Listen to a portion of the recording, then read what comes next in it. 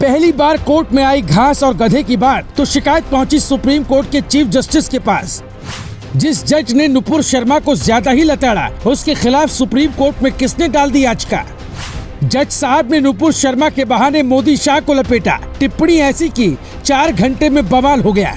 हिंदुस्तान का सिस्टम ऐसा है कि आप चाहे जज हो या प्रधानमंत्री, आपका गलत फैसला आपको कटघरे में खड़ा कर देगा। तभी तो प्रधानमंत्री खुद को जनता का सेवक कहते हैं और जज साहब भी जनहित वाली याचिकाएं प्राथमिकता से सुनते हैं। जब जज साहब नुपुर शर्मा को कोर्ट रूम में लताड़ रहे थे तो उन्हें भी अनुमान नहीं था कि उनकी शिकायत सीजेआई के पास पहुंच जाएगी। पहले सुन लीजिए कि उनके खिलाफ की गई शिकायत में क्या क्या कहा गया है, फिर आपको बताते हैं कि जज साहब ने नुपुर के बहाने कैसे मोदी शाह तक को लपेट दिया।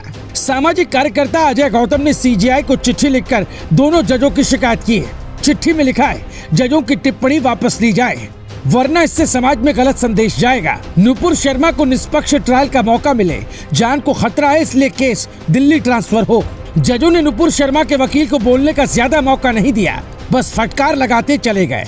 इसी बात का गुस्सा अब सोशल मीडिया से लेकर हर जगह देखने को मिला है। न्याय कैसे मिलेगा?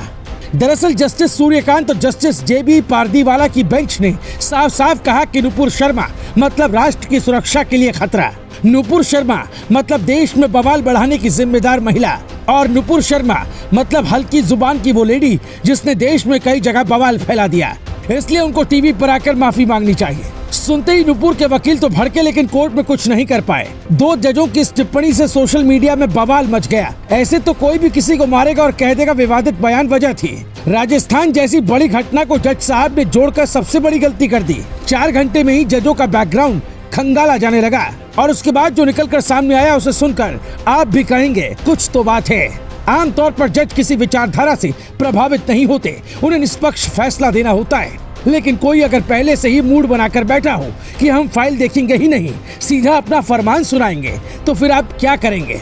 नुपुर शर्मा की पैरवी पूर्व सॉलिसिटर जनरल मानिंदर सिंह कर रहे थे, लेकिन वो भी सन्न रह गए जब जजों ने कहा कि आपकी क्लाइंट सत्ता के नशे में चूर है। बात नुपुर की जान की खतरे की थी, बात केस को दिल्ली ट्रांसफर करने की थी, लेकिन जज साहब सीधा मोदी शाह तक पहुँच गए। कहने लगे इन लोगों के मन में दूसरे धर्म के प्रति थोड़ी भी इज्जत नहीं है। आखिर ये लोग कौन है? क्या उनका इशारा बीजेपी की ओर था? जज तो आमतौर पर राजनीति से ऊपर होते हैं, फिर कोर्ट रूम में ऐसी बातें कैसे शुरू हो गई? लोगों ने सोशल मीडिया पर यह भी दावा कर दिया कि पारदीवाला पहले कांग्रेस के विधायक थे और इसीलिए उनकी विचारधारा में कुछ ज्यादा ही सेकुलर गैंग का वर्चस्व दिख रहा है। जस्टिस सूर्यकांत पर लगे भ्रष्टाचार के पुराने आरोपों की कहानी खुलकर सामने आने लगी। हालांकि बाद में पता चला कि जस्टिस पारदीवाला के पिता कावा सजीव पारदीवाला कांग्रेस से विधायक और स्पीकर रहे हैं।